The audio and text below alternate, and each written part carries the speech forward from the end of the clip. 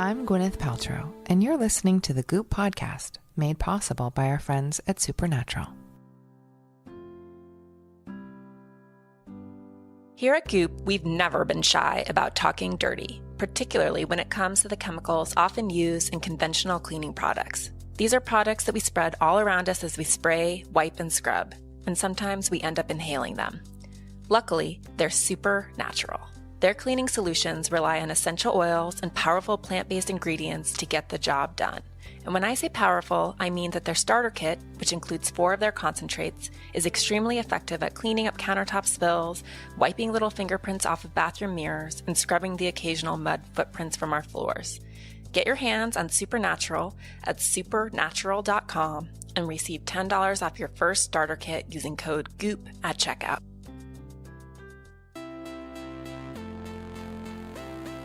Hi guys, thanks for tuning in. If this is your first time, here's what you can expect. Every Thursday and a bunch of Tuesdays coming up, Goop editors will be sitting down with thought leaders who are pushing boundaries in their fields. We'll talk to doctors, creatives, CEOs, and relationship experts. I'll be interviewing some people who've had a profound influence on our culture, and you'll also hear a lot from Elise Loehnen, who is my right hand at Goop. I learn a lot from the guests she talks with and take away something tangible from every single episode. Today's guest is AJ Jacobs. AJ is a journalist and the author of several New York Times bestsellers, where he does stunts like choosing to follow the Bible literally for a year, or reading the entire encyclopedia. AJ calls himself a human guinea pig, which I think I can relate to. His new book, Thanks 1,000, is a little different than the others. It's a survey on gratitude, as AJ goes on a trip to thank every person involved in producing his morning cup of coffee. I think when you thank other people, you become happier. A lovely little quirk of human nature that, like, helping other people makes you happier because it takes you out of yourself. Our chief content officer, Elise Loehnen, met up with AJ in New York City to talk about gratitude and the many ways AJ has lived his life as a giant experiment. Their conversation made me laugh, and I learned that AJ and I are actually related, sort of.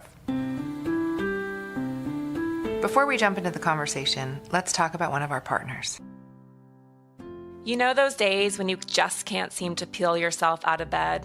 If you've been listening to the Goop podcast, you'll know that I've been trying to fit more meaningful activities with my kids into our weekends, but we're typically slow to motivate on Saturdays and Sundays. And I don't necessarily want to give that up. I'm not into overscheduling, and I really love those laid-back mornings when our boys and cats pile into our bed and just hang out. The company is good, for sure, but the bed makes a real difference. Avocado Green Mattress is handmade right here in California, and it's the best bed around for a snuggle session.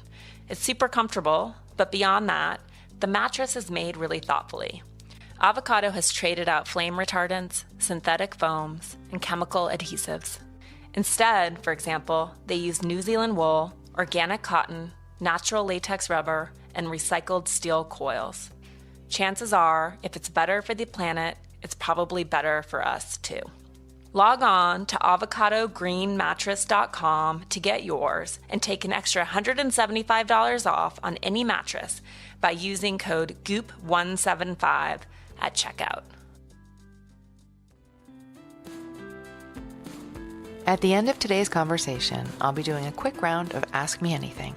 If you have a question on your mind, just drop us a line at Goop on Instagram or Facebook. Now, over to Elise and AJ Jacobs. AJ, you're kind of a stunt writer, if that's fair, in a more profound way. And I grew up in magazines as well. I know you did that for a long time, longer than I did before. And most people just do these things for an article, but you like to throw yourselves into like a full year plus. Yeah, sometimes two. Living biblically, reading the entire encyclopedia. Exactly. Tracking in your latest book, Thanks 1,000, understanding every single person who participated in your morning cup of coffee. Right, and thanking them. Yeah, and thanking them, which we'll talk about in a minute. But where like, where does the OCD, where does the compulsion come from? I love these sort of self-improvement projects, and I feel I need a lot of self-improvement, that I'm a fixer-upper. So I like to take on the big topics. So, I want to learn about religion, so I spend a year living by all the rules of the Old Testament, and had a huge beard, and I didn't covet, and I stoned adulterers. I used pebbles so that no one got hurt too badly. But to me, that's the most exciting form of journalism. I grew up, I had a fine childhood, but it wasn't particularly exciting. My dad was, he was not a spy or an alcoholic. He was just a nice man. So I couldn't write about that. So instead, they say, write what you know. So I figure I'm going to go out and do something interesting and write about that. I love that line, write what you know. I remember my friend Liz, who was a magazine editor at Lucky with Me, a beauty editor, and her boyfriend came to see her, and he was a screenwriter, and I was like, well, I really hope that you're writing what you know. And he was like, well, I just wrote Blades of Glory, which was that. And was he an ice skater? No. Yeah, see, I think write what you know is a dangerous thing, because what if you know is wrong? Exactly. So go out and find out about life and then write about it. So when you decided, for example, to do a year of living biblically and to only wear like cotton, right? No mixed there are materials. A couple of rules. There are hundreds of rules in the Bible, but one of them is, no mixed fibers. So I had to get rid of all of my polycotton blends, which I feel that Goop is more of a single fiber kind of place. So I think you guys are okay biblically. So on board, yeah. There was that. So there was sort of the wacky rules to show that you shouldn't take the Bible literally. But then there was the more serious rules about trying to be a better person and not gossip and covet and lie and that kind of stuff. And in the practice, like in the art of doing to being, I guess, like, did you find that you were transformed? Well, I did. And I've kept dozens of things from that year. Not the beard, as you can see. It's a podcast, but I don't have a beard. And but there were many things. One was gratitude, which we'll talk about more. Another was just this idea of one thing that's been a real theme throughout all of my projects is how much your behavior affects your thoughts. Mm-hmm. And there's a great quote. I didn't come up with it, but the founder of Habitat for Humanity he says, it's easier to act your way into a new way of thinking than to think your way into a new way of acting. So we think sometimes, I'll change my mind and then I'll change my behavior. Sometimes it's better to do the opposite. So force yourself, like during this year, one experiment, which was on the similar, I tried to be the best husband I could be. So I would force myself every day to buy a little gift for my wife, a little like lavender soap or whatever, even if I was really pissed off at her. And just the very act of buying that and giving it to her, it had a profound effect, because it was like, I'm giving my wife a gift. I must love her. And then you love her a little bit more. So it's almost like your mind catches up with your behavior. That makes sense. I can buy into that. And so Thanks 1,000, which is about your year of living in gratitude, it seems like you started with some of the foundational science of gratitude practices, which I think are kind of one of those things that we hear about, and everyone, it's a little bit of a cue the eye roll of, I don't know why, it just sounds not that appealing, but it actually can have sort of a profound effect on life. I honestly think it is one of the keys to happiness, if not and it has, the science is there. It's got crazy effects on your mood and your ability to recover from illness and sleep and exercise and diet. It's just crazy. And I always knew that. And like you, I was like, I want to do it, but it's hard to pull off. What I would do is every meal, I started this practice a couple of years ago, I would try to say a prayer of thanksgiving before the meal. The trick is I'm agnostic, so I didn't want to thank God. So instead, I would say before a meal with my family, I'd say, I want to thank the farmer who helped grow these potatoes and the truck driver who drove them to the store. And I'd go on for, 30 seconds. And one day my 11-year-old son, was like, Dad, those people can't hear you. If you really are serious, if you're committed, you should thank them in person. And I was like, that is an excellent idea. Thank you. And so that's what I did. I went on this quest to thank 1,000 people who helped make my cup of coffee. And because and we just take it for granted. We take all the things that go right for granted, and we focus on the 3 or 4 that go wrong. Mm-hmm. So it was a real change in perspective. I thank the farmers, but I thank the truck drivers, and you got to thank the people who made the road for the truck, the people who painted the stripe on the road so the truck didn't veer into traffic. I mean, once you think about it, everything is connected, and it was really an uplifting. It sort of changed my perspective and made me happier. Well, it's a really fun and fast read, and it is like when you delve into sort of the history of the lid and the pallets, and you go to the steel factory where they can cook a turkey. It's so hot. It is a really interesting sort of look at the global economy based on something that we all kind of rely on. We cannot be in our own little silos. And I feel that by the way, I think part of why I'm so proud of it is because the editor on it was so brilliant.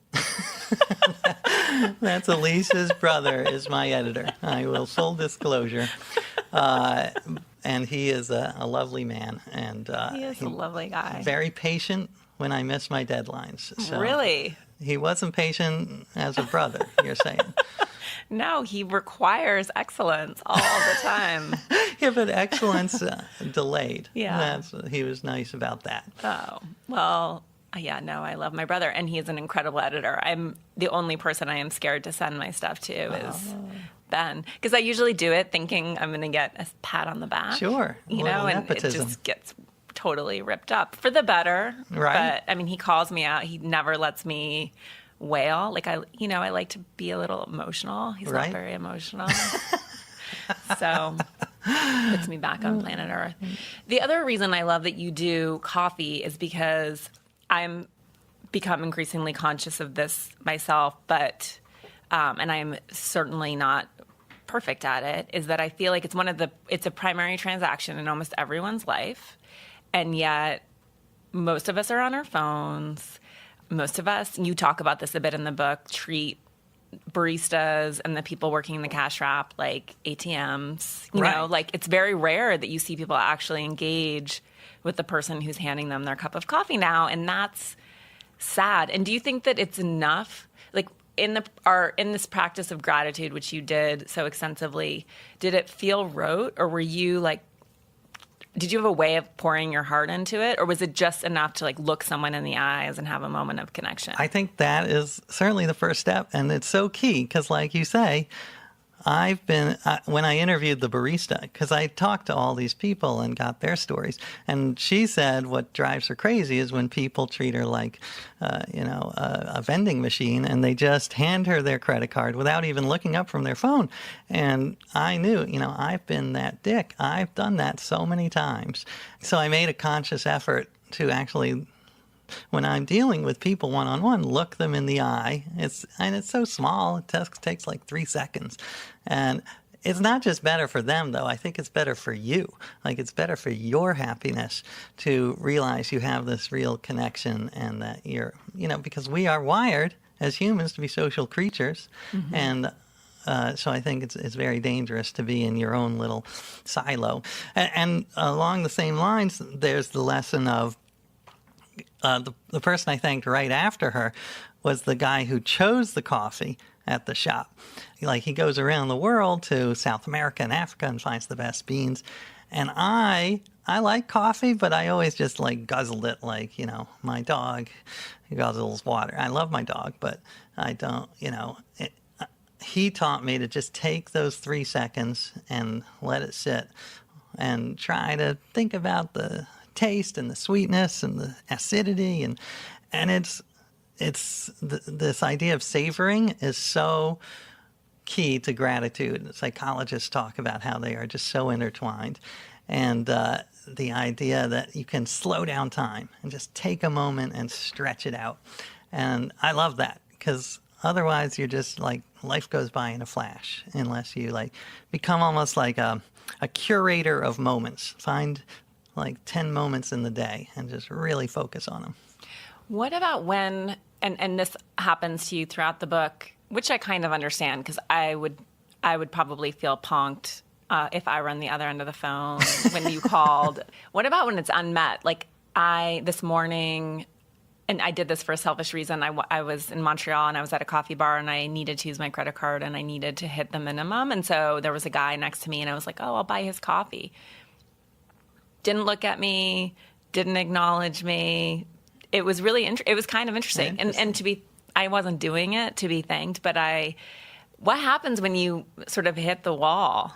Well, it is interesting because I would try to thank, these hundreds of people, and the reactions were varied. Like you say, some people were like, I'd call them up out of the blue. Oh, I want to thank you for, providing the steel for the truck that carries and they'd be like, what are you trying to sell? Like, what's going on? Is this a pyramid scheme? But I'd say that was the minority. It was really nice to see the vast majority. I would start off by saying, I know this sounds weird, but I want to thank you for, I called the pest control place, and I thanked the woman who kept the bugs out of my coffee at the warehouse. And she's like, I said, I know this is strange. And she said, well, it is strange, but I really appreciate it. It helped make my day. But you shouldn't be doing it just to get thanks back. The idea is hopefully it'll spread. And also it's just from a very selfish point of view. I think when you thank other people, you become happier, which is a lovely little quirk of human nature that like helping other people makes you happier because it takes you out of yourself. And I was, for most of my life, my 20s and 30s, I was extremely self-obsessed. And the irony is, by forcing myself to be a little less self-obsessed, I'm still human, but I'm much happier than I was when I was obsessed with my happiness. And are you happier since writing this book? I believe I am, especially if it's on the bestseller list. Then I'll be truly happy. As long as Ben Loehnen is happy, then I'll be happy. No, I actually think it changed my life significantly for the better. And I've tried to drill. Part of it was to drill it into my kids that this is the way to go through life. Because if it's so easy to focus on the 3 or 4 things that go wrong, but every moment in your life, just the fact I came up in the elevator and it didn't crash and break my collarbone, and we're sitting here and these microphones are working, hopefully. That's so much went right in every moment to make it happen, and we are focused on the 3 or 4 that go wrong. It's true. It's really, I definitely could put myself in your shoes in the book when you were talking about how the minor annoyances of life can sort of just derail your day. And it's one of those things where it's like, yeah, someone might cut you off, but like your anger doesn't impact them, right? You're only sort of re-injuring yourself or re-slighting yourself. So it feels much healthier, obviously, to be able to let some of these things go or to not focus on them at all.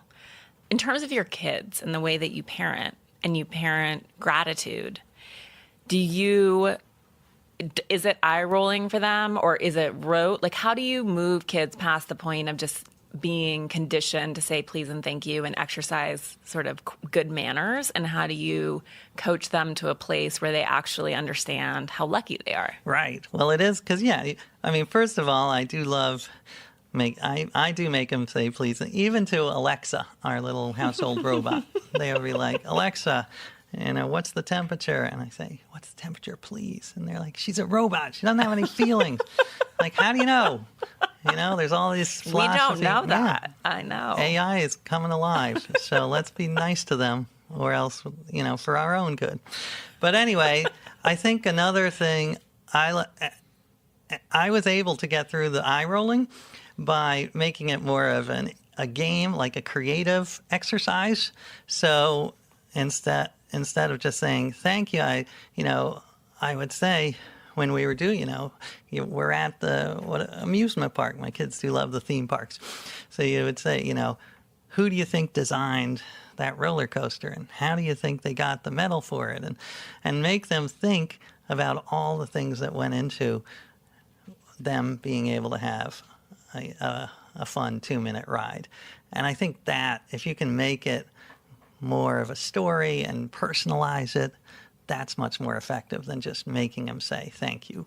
It is completely remarkable. And, going back to coffee, the fact, I think there's a stat in the book that essentially it's like if every single person who participated in the creation of a cup of coffee was paid minimum wage by American standards, a cup of coffee would cost $25. Right. And I complain like everyone about my $3 cup of coffee, which is in a sense absurd because it's just water and some bean dust. But on the other hand, when you think of what goes into it, it's actually, we should be paying more. Mm-hmm.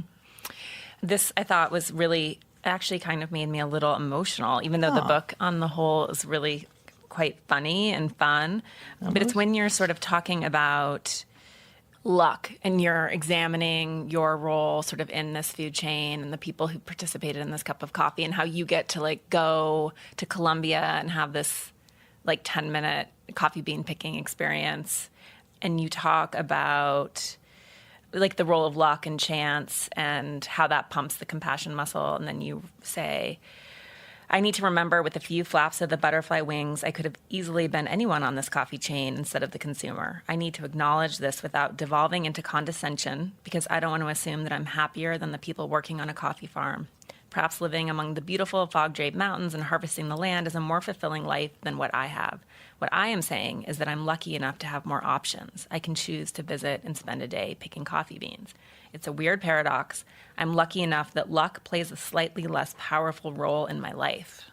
I love that. Well, thank you. I do. I think acknowledging luck is so important for just that reason, just because it makes you more compassionate and realizing you can be the hardest working, smartest, most persistent person, just have some really bad breaks. And we should be aware of that. And this also hit me when part of the book is about, I thank the people who provide me water, because coffee is 98.8% water. And that's it, just being able to turn on my faucet and have clean, safe water come out. I am so lucky. And because billions of people don't have that luxury. They have to spend their days walking to wells and getting water. So just being aware of how amazing that is, it inspired me to be less complacent, and realize it's unbelievable. This has never happened before in human history until the last 100 years, that you can turn a little switch and have drinkable water come out right into your cup.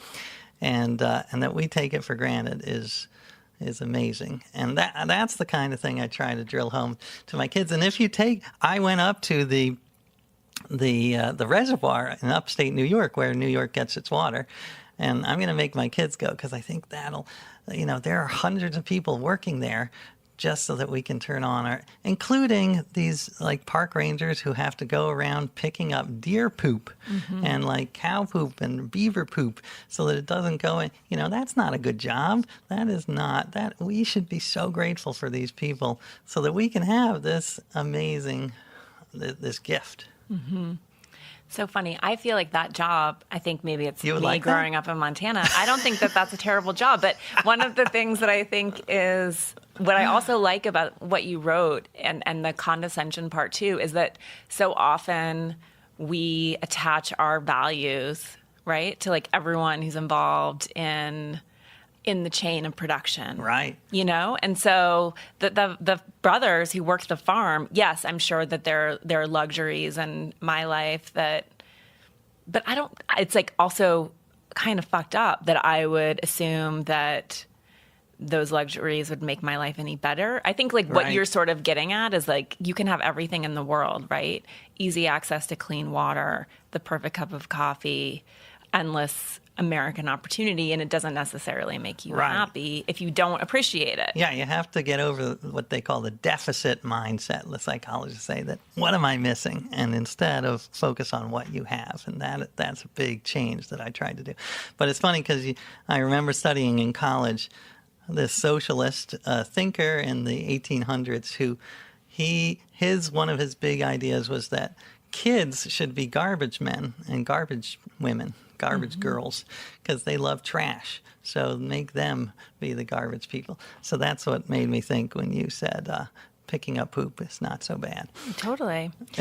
And when you think, too, like, who's the most important person in your daily life? Is it the president or is it the person who picks up your trash, right? Like, who are the people who actually profoundly impact you? You are, in many ways, probably more profoundly impacted by the person who takes your rotten garbage away. Right. Well, that was one of the fun and enlightening things, was just to see how many people had an impact on me that I just never thought about. Like the lid on our coffee, I gave approximately zero thought to the people who designed the lid. But then I called up the guy, and I loved it because he was so passionate about, he could have gone on for 3 hours. Like for me, like 10 minutes was enough.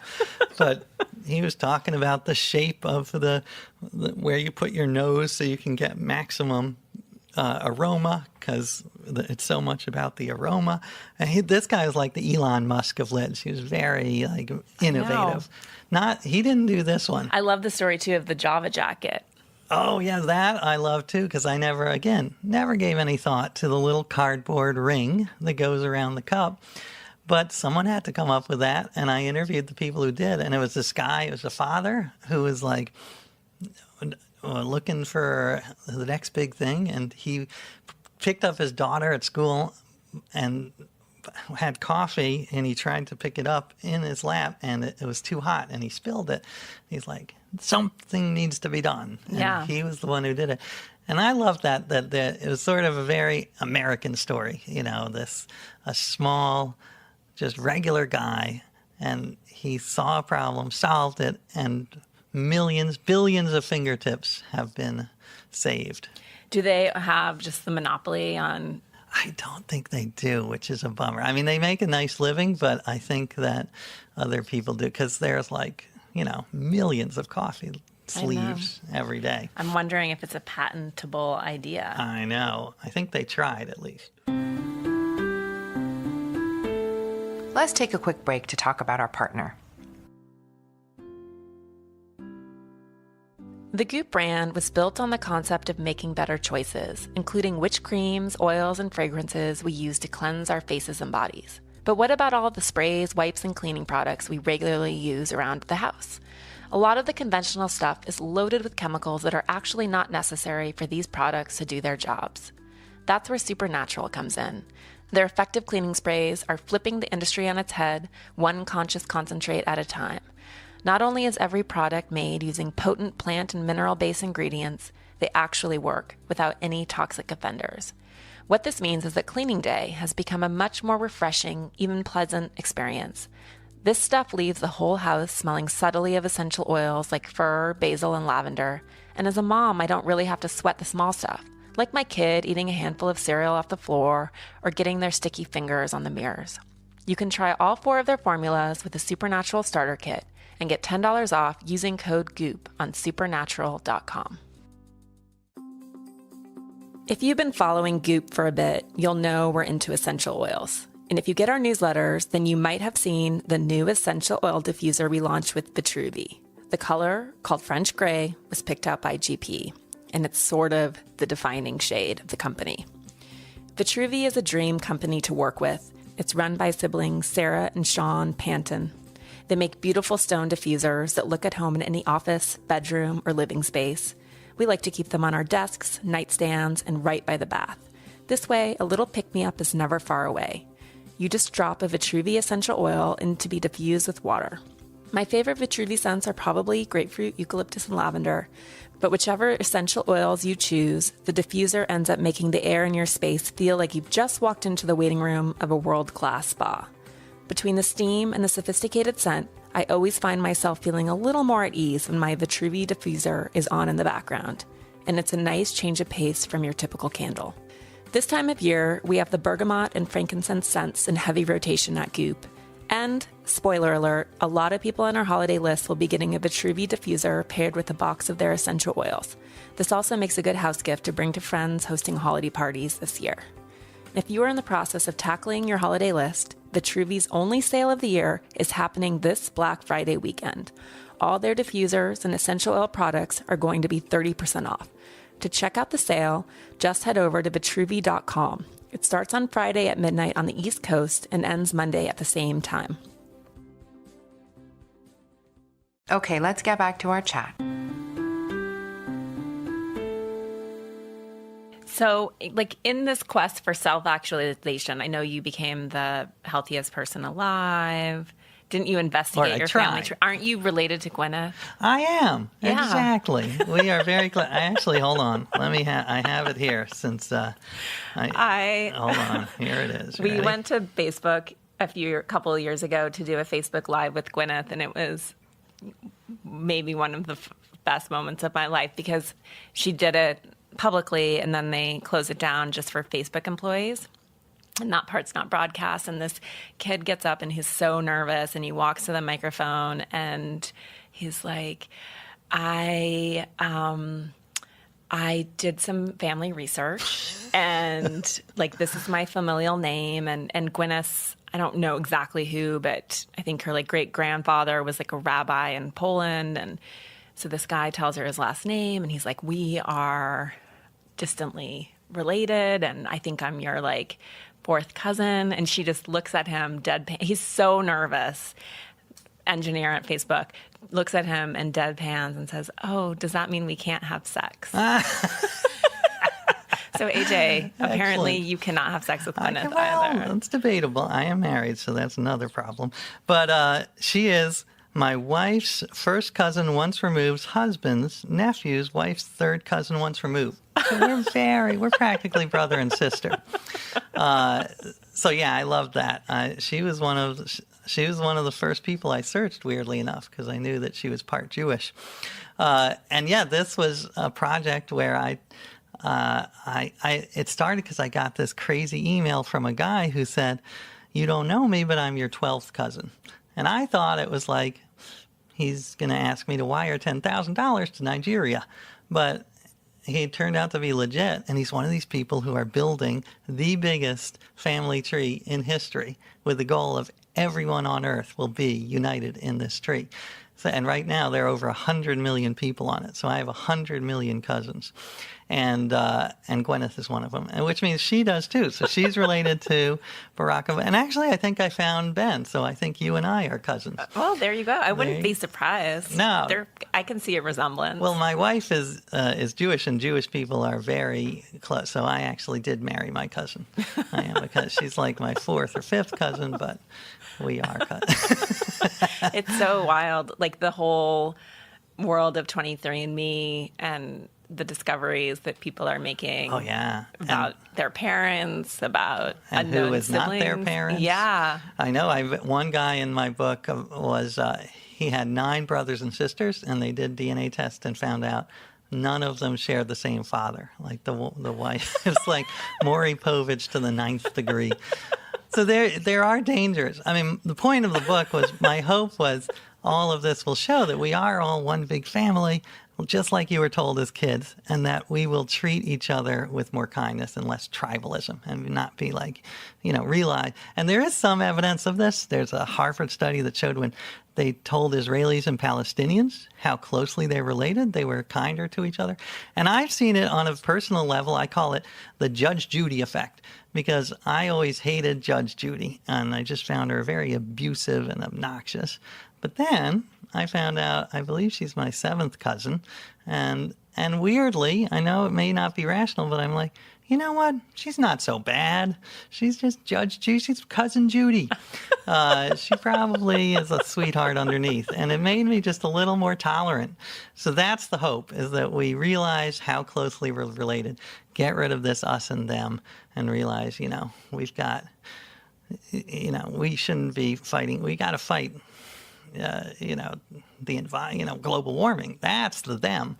Mm-hmm. We've got to be get together as one big family. And I did have a family reunion, which Ben was at. You were invited, but I guess you were not able to come. But with 4,000 people and Sister Sledge singing "We Are Family." That's amazing. I don't think he invited me. Well, you'll have to take that up with him. I'm going to see him later, and he is in trouble. It's funny to hear you, because it's sort of a different sphere than the psycho-spiritual sphere of like, we are all one, which I believe to some degree. I think we all come from the same sort of matter, and I think we all return there. And right, we're all stardust. I mean, we're all stardust. I certainly think it's the same idea. I'm all for, I think that's a theme through that book and also this gratitude book, The Soul's 6 Degrees. It's not just Kevin Bacon. We are all Kevin Bacon.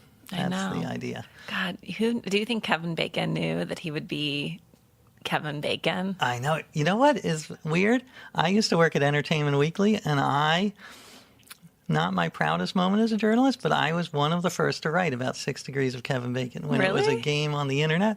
And I called Kevin Bacon's publicist, and I guess I was not very clear of what, and they flipped out. They're like, "What are you trying to say?" Like, what?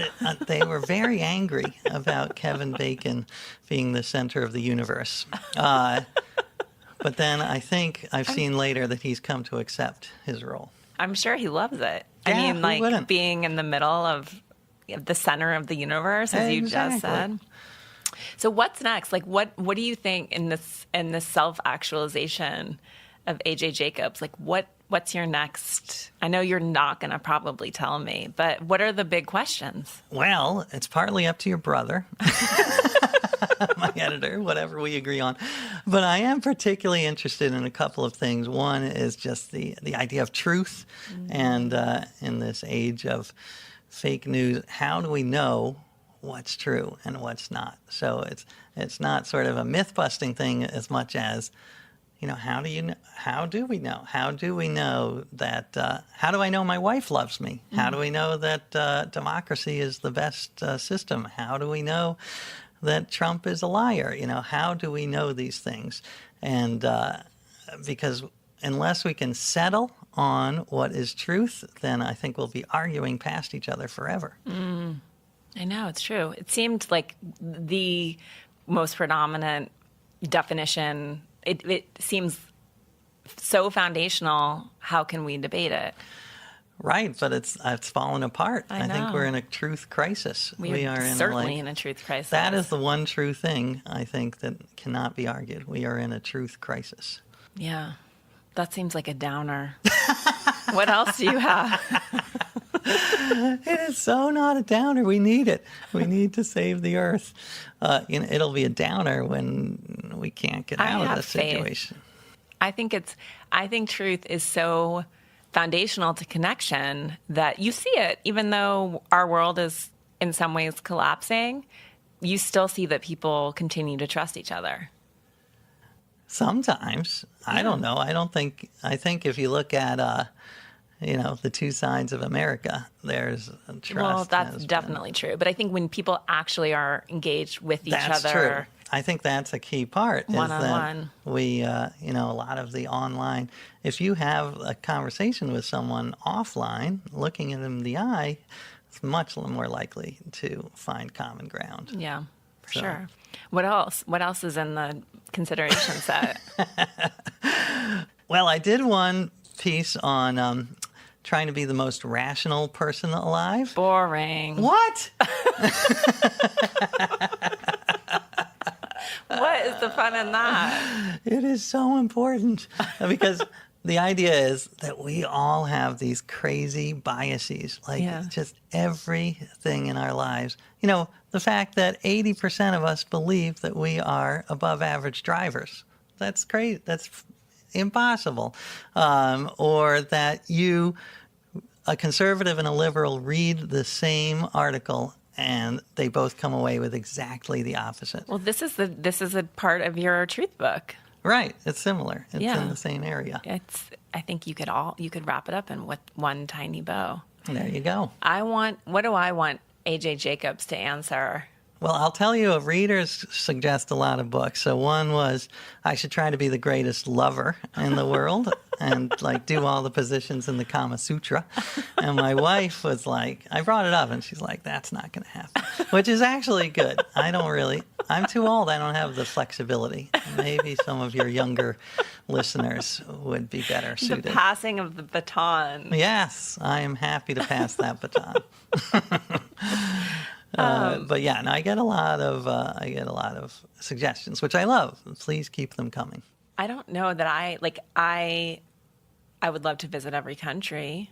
Oh yeah, I would too, but I got the kids. I know, that's problematic. That's my wife says go to every restaurant in New York City, which would be several lifetimes because I think there are 100,000, something crazy. And in the book, you write about how many of them get shut down by the health department. There you go. So you'd have to start at the bottom in order to visit those before they're invariably shut down. And then maybe you wouldn't even survive to get to the A's.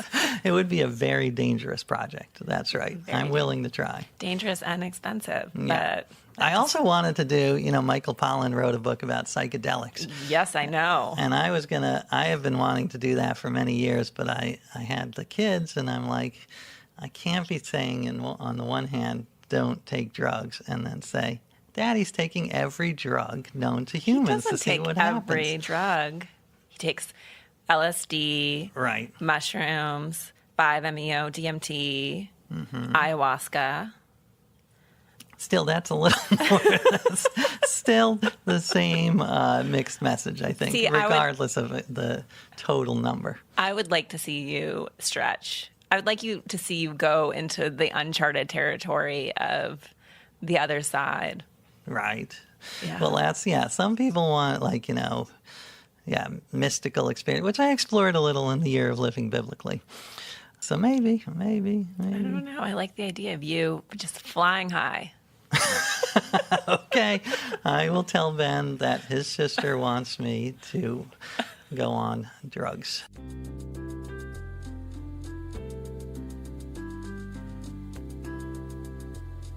We appreciate you listening today and always. You can learn more about AJ's work and books at ajjacobs.com. And now I'll take a question from one of you guys. Ryan asks, what do you make or pack for your kids' lunches? Oh, Ryan, my kids, they like pasta, they like quesadillas. I really want them to branch out, but if my son had it his way, I would pack him a Nutella sandwich for lunch every day, which I don't do, but sometimes I will. My daughter actually now, she will make her own lunch. She's in the kitchen in the morning making some kind of stir-fry quinoa thing. She's vegetarian. She's very into it. Sometimes if I know that we have to pack a lunch the next day, I'll also just go to Whole Foods and get like a avocado roll. That's a really good packed lunch. If you have a question you'd like me to answer here, send it over to Goop on Instagram or Facebook. That's it for this episode of the Goop Podcast. If you have a chance, please rate, review, and let us know what you think. To keep up with new episodes, just hit subscribe. And don't forget to tell your friends. For more info, check out goop.com/thepodcast. See you soon.